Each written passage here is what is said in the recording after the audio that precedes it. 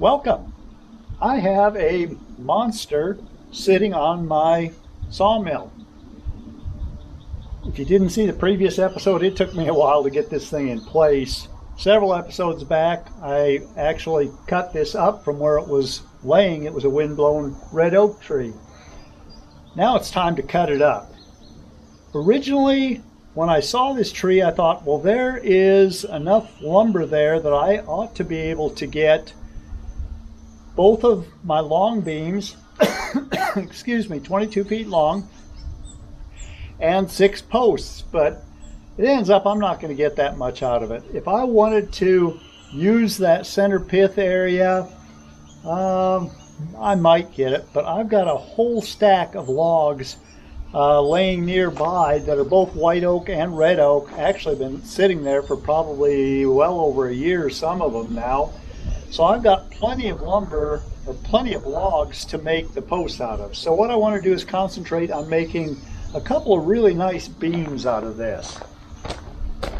So what I have laid out, I will have my post bases are 5.5 inches. So I've got a 5.5 inch width and a 10-inch height, and this will all be solid heartwood of this red oak. I am taking out this area here to use as firewood that wipes out that center pith. I got one beam here, one beam here, firewood here, here, here, there, and there. And then I have a section here 3 inches by 4 inches, and it might get just a little bigger than that as I progress through the board, but 3 inches by 4 inches, and I'll use that for diagonal bracing. I'll need more than what I will get out of that piece for diagonal bracing, but like I said, I've got a whole stack of logs that I can cut this out of.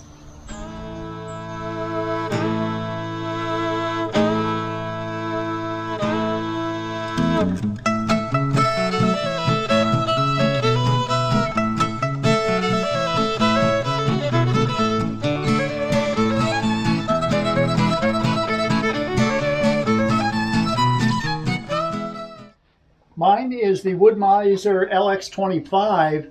They are actually making a model that is even smaller than this, the LX30, and it almost looks like a little Tonka toy. When they told me the capacities that it would cut, it actually kind of surprised me, but it's a very small mill, but it comes with really the same size engine as what this one has on it. The one thing that I really like about it, that I've always hated about mine only has a 1 gallon water reservoir on it, where that one comes with a 2.5 gallon reservoir. Anyway, what I'm going to do, I've got one carbide tip blade left from an order that I made years ago, and I want this to look pretty doggone nice. So I want this to be a fairly easy cut, but I also want it to be straight, and I'll probably be a lot more particular with this than I would be with any of my siding. So we'll go ahead and open this up.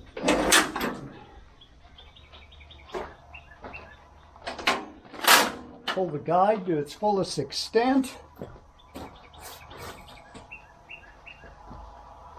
The carbide tip blades that I got are actually 1.5 inches wide. This mill is only made for 1.25 inches. And I worried after I ordered them that could I even get this blade on there. And it takes a little bit of wrangling, but yeah, it goes on. And actually the 1.5 inch wide blade makes for a lot straighter cut than the 1.25 inch does.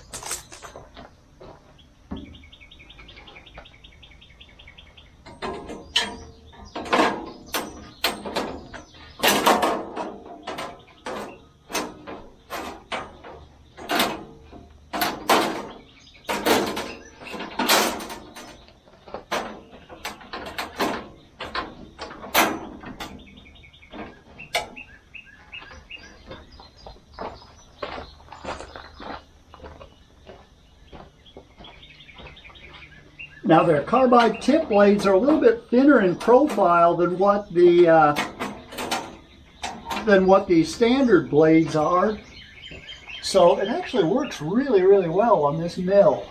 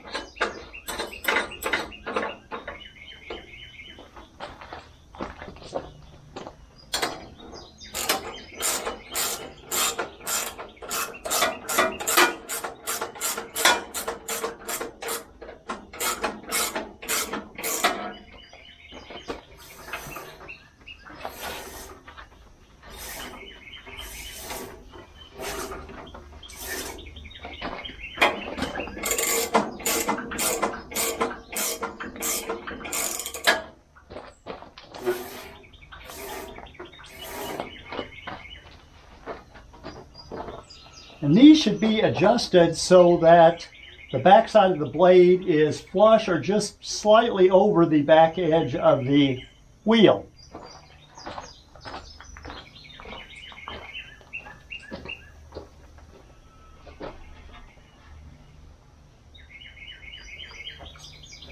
Which seems to be one thing I like to do. To actually do the final tightening while it's running.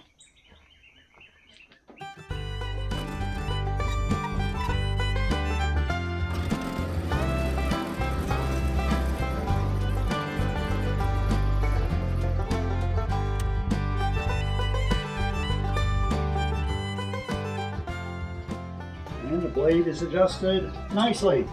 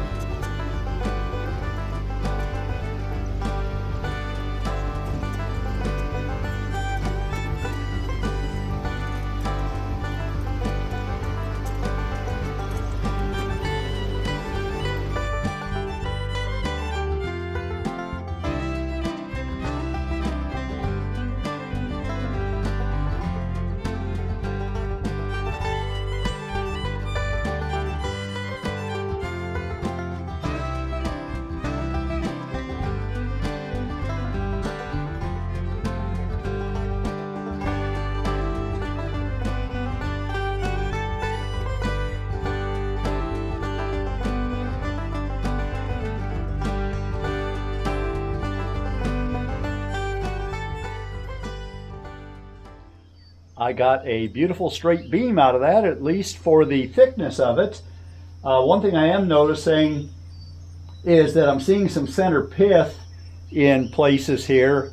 And with a tree, all you can do is adjust it on both ends. With something this long especially, that tree didn't grow in a perfectly straight line, so this is what we have. Now, when I was cutting, I did make a mistake in not washing my exhaust sawdust. It stopped, which is why I had to stop halfway through the cut and clean it out, but I was using too much water. And on these wide cuts, it's really difficult for me at least, to know just exactly how much water to give it.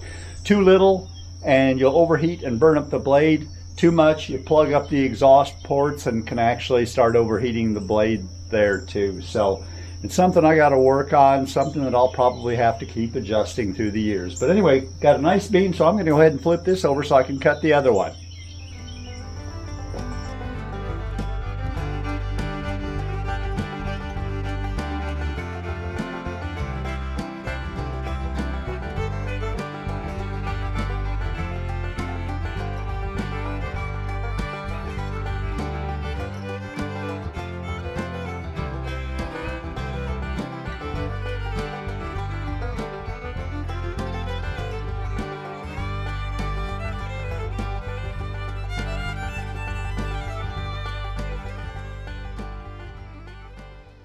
Looking at where I made the cut, and I absolutely hate wasting a cut, there's just too much wane in that to make a nice 5.5 by 10 inch beam. So I'm going to go ahead and drop the blade about another 1/2 or 5/8, maybe 3/4 of an inch.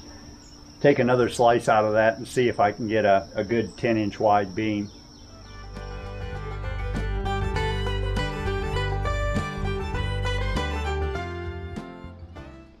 I dropped the blade 5/8 of an inch, and that made a huge difference. So I think I'll be able to get a decent 5.5 by 10 inch beam out of this one now.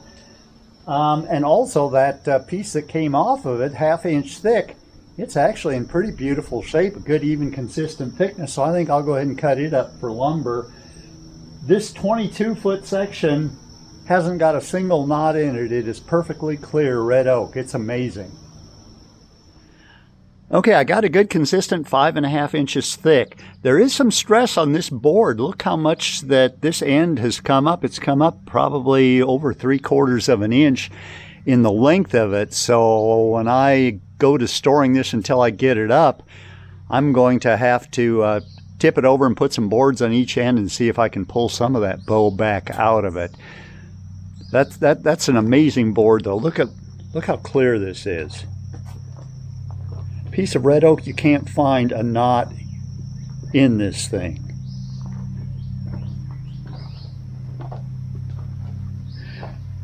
Oops, I lied. There's a small knot. Well, I don't even know that that's a knot right on the end.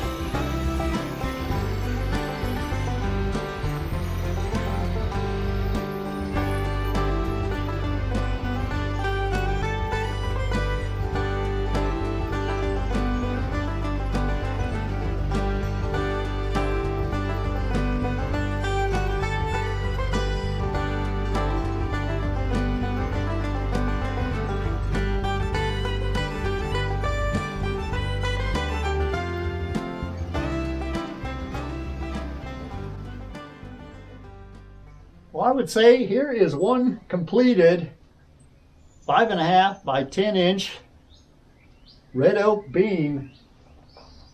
Not a single knot in this one. I think the other one might have had one, but just a beautiful piece of beam. Hopefully it dries just as beautiful as it is now.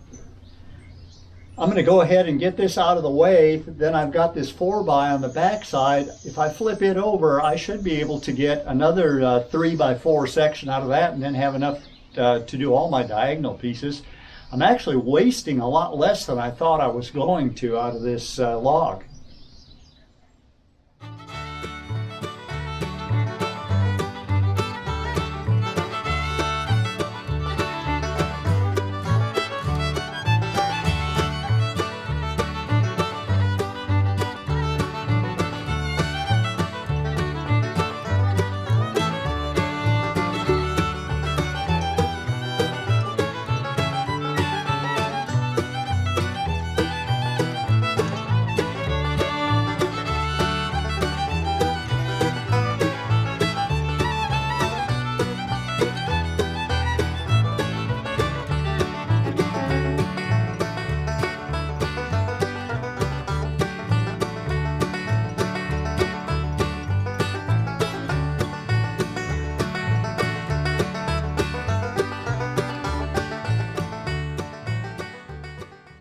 I've got this all straight edged. Now I'll cut it down in 3/4 inch pieces and have some really nice 1x6s, 22 feet long nearly. But I'll go until I get down to that 10 inch thickness or 10 inch height of this beam.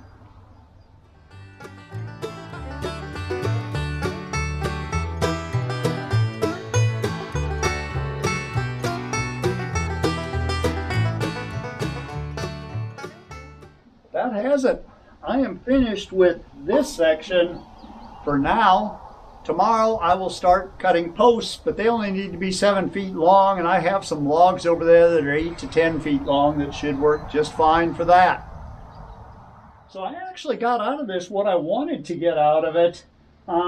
Again, that center pith kind of got into this piece, and there is one fairly large knot here, but it's a tight knot, so I'm sure it'll be fine. Actually, I'm not too concerned about that center pith since this is going to be supported every 10 feet. Gosh, the beam could probably be half this size and it'd still be a sufficient beam for what I'm using it for. I'm really impressed with how pretty this is, and I'll turn around in just a second and I'll show you the boards that I got out of it that really I was thinking was going to be scrap or firewood, but actually in all the pieces together there's only 5 knots, so I think I'll end up using it for trim on the carport. I don't know if she'll say it, but I know she's thinking it. Hello everybody. What do you think, Gabby? You're cute. Okay, these are the boards that I really, when I had first started cutting, thought this would be waste, but oh my goodness, it's such nice lumber that this will end up being trim on the carport.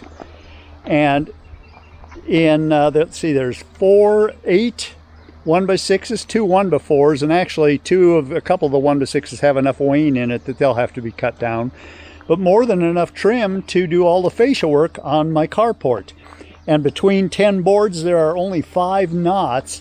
There is nothing from Gabby on down. Got a couple real small ones there, and then a couple bigger ones here. And here's my pile of spare logs. I've got both white oak and red oak. Actually, this one here will probably be a decent white oak log that I can cut. Well, I don't know if I'd get 2 5.5 by 5.5s out of that or not. Maybe not. This one here is long enough that I'll probably save it for something else. And then I've got a white oak here. This one here is a little bit too short. That's red oak. And then, well, most of this pile is red oak, but I'll use the white oak if I can, and if I can't, I'll use red oak for the posts. Since red oak doesn't hold up as well as white oak does to decay and rot, I went ahead and sprayed all of these with Boracare just to be certain that they'll stand up for me. Did the same thing really with all the siding on the barn and every building that I've used siding here. It allows the wood to weather to gray so it'll look old, but it really helps a lot with decay resistance and bug resistance. By golly, I'm finished cutting the big structural parts to the new carport. Got 2 beams, 22 feet long, 6 posts. They're all about 8-footers now, and they'll be cut down to about 6.5. I've got enough 3x4s to do, I think, probably all of the cross bracing on this, or diagonal bracing. And then also, as you saw, I have enough trim to do the entire fascia on the building. So things are looking pretty good. I thought I had more white oak than I actually do, so it ends up, this whole thing is going to be made out of red oak. I'm looking forward to getting to finally start the construction, which I'll be starting on the next episode. Thanks for joining me. I will see you next time. Goodbye.